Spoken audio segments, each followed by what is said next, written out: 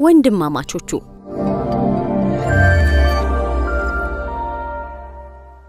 ከለታት ባንድ ቀን ሳሻና ቪላድ የሚባሉ ወንድማማቾች ይኖሩ ነበር። ሁለቱም የሚኖሩት ባንድ ወንዝ አጠገብ ነው። ሳሻ ሁሌ ጧት ወደ ወንዝ ወርዶ አሳ ያጠምዳል። በቂ ሆነ ገንዘብ ባይኖራቸውም ትልቁ ቪላድ ስራ መስራት አይወድም። ሰነፍና ጧት ካልጋው መውረድ የማይፈልግ ሰው ነው። በህይወቱ አንድም ቀን ስራ ሰርቶ አያውቅም። አንድ ቀን ጧት ሳሻ አሳ ለማጥመድ መረቡን ሲያዘጋጅ አንተ ለምንድነው የሚጣፍጥ አሳ የማታጠምደው? አለው ቪላድ። በየቀኑ ተመሳሳይ የሆኑ አሳዎችን መብላት ሰልችቶኛል። ሳሻ ከወንዙ ዳር ሄዶ አሳ ማጥመጃውን ወንዙ ውስጥ ወርውሮ ተቀመጠ። ከብዙ ቆይታ በኋላ ወጥመዱ አንድ አሳ ያዘለት።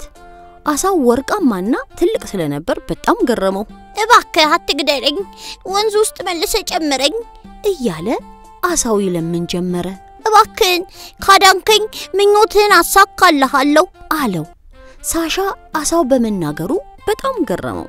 ከዚህ በፊት የሚያወራ አሳ አጋጥሞት አያውቅም ነበር። ባድናቆት ተሞልቶ የሚያወራ አሳ አግኝቼ አላውቅም። እኔ በጣም ደስተኛ ስለሆንኩ ምንም አልፈልግም፣ ምኞትም የለኝም፣ ግን አመሰግናለሁ አለውና የሚያወራውን አሳ ወደ ወንዙ መልሶ ጨመረው። ከዚያም ሳሻ ወደ ቤት ተመለሰና ያጋጠመውን ለወንድሙ ቪላድ ነገረው። ቪላድ በጣም በመናደድ ያማል እንዴ አንተ ልጅ ለምን ያደረክ እያለ ጮኸበት።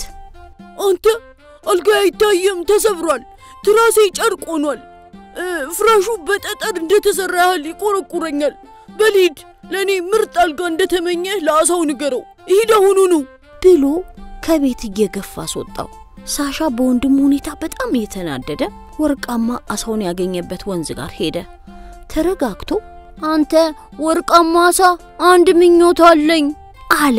አሳው ተመልሶ እንደማይመጣ ተስፋ ቢያደርግም በማዕበሉ መሃል ብቅ አለ። ሰላም ደጉ ልጅ፣ ምኞት መመኘት ፈለክ? እኔ ምኞትን ለማሳካት አለሁ አለው። ወንድሜ አዲስ አልጋ ተመኝቷል፣ ይህንን ለሱ ማድረግ ትችላለህ ብሎ ለወንድሙ ጠየቀለት። ምኞቱ ተሳክቷል፣ ሂድና ተመልከት ብሎት አሳው ወንዝ ውስጥ ተመልሶ ገባ። ቤቱ እንደደረሰ የቪላድ ምኞት ተሳክቶ አገኘው።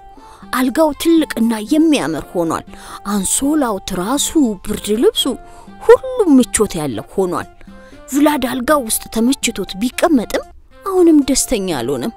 እስቲ የምንኖርበትን አስቀያሚ ቤት ተመልከት፣ በላያችን ላይ ሊወርቅ ደርሷል፣ የእንስሳት መኖሪያም ከሆነ ሰነባብቷል እያለ ደስተኛ ያልሆነበት ምክንያት ለሳሻ ይነግረው ጀመር።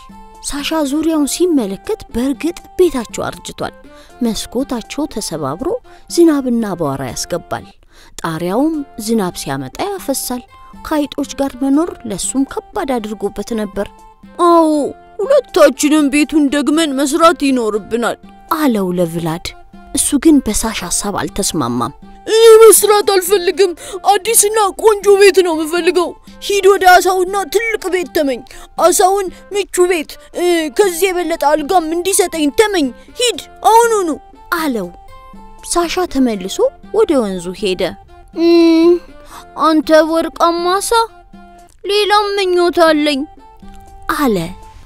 አሳውን ብቅ አለና ተመልሰ መጣ፣ አሁን ምን እንዳደርግልህ ትፈልጋለህ አለው። ወንድሜ በአዲሱ አልጋው በጣም ደስተኛ ሆኗል፣ እንዳመሰግንህም ይፈልጋል አለ በትህትና ተሞልቶ። አሁን ግን አዲስ ቤት ነው የፈለግነው፣ ቤታችን ያፈሳል፣ በላያችን ላይ ሊወድቅ ነው አለው።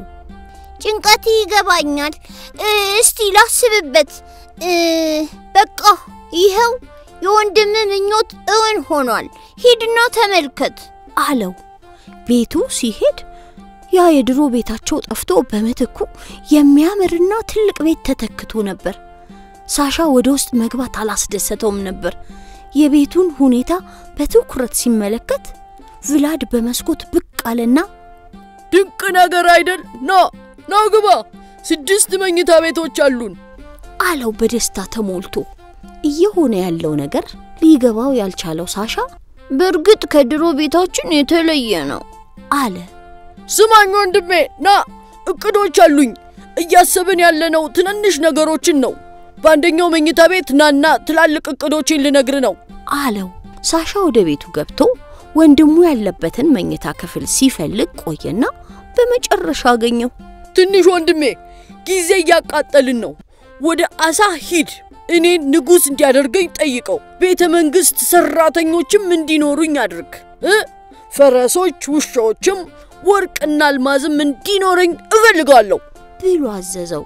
ይሄንን ሁሉ ነው የምትፈልገው አለ ሳሻ በመገረም።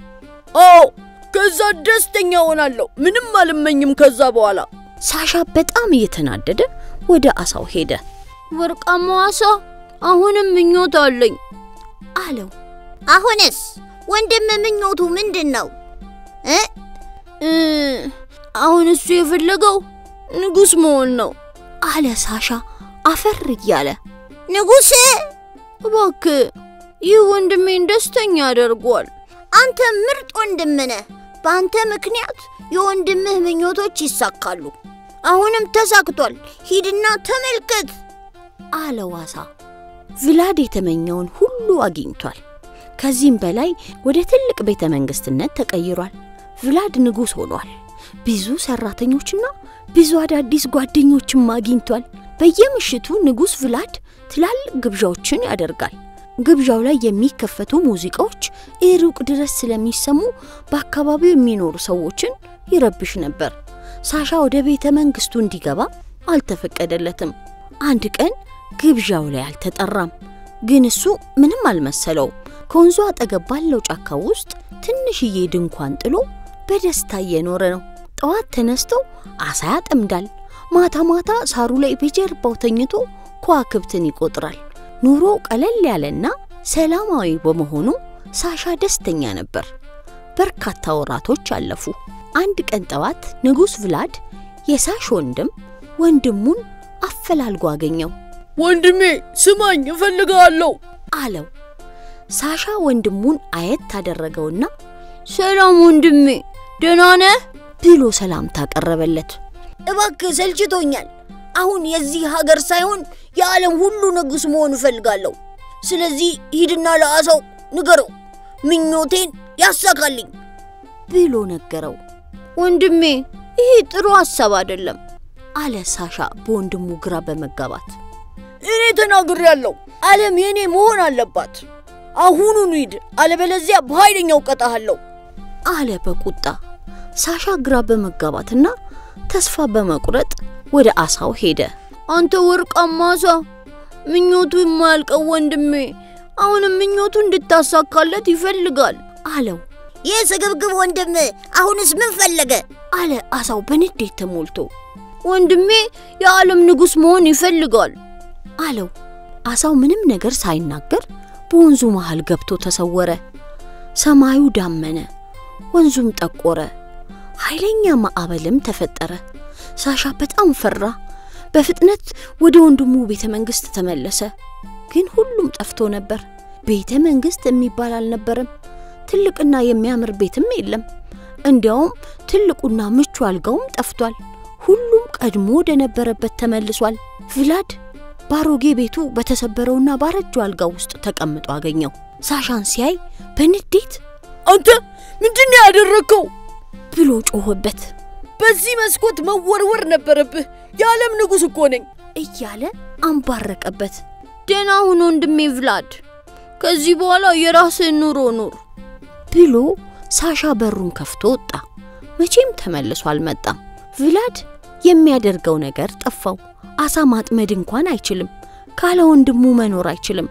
ቀናት ሲቆጠሩ እየራበው ሲመጣ ካልጋው ወርዶ አሳ ለማጥመድ ሞከረ። ከብዙ ልፋት በኋላ አሳዎች አጠመደ።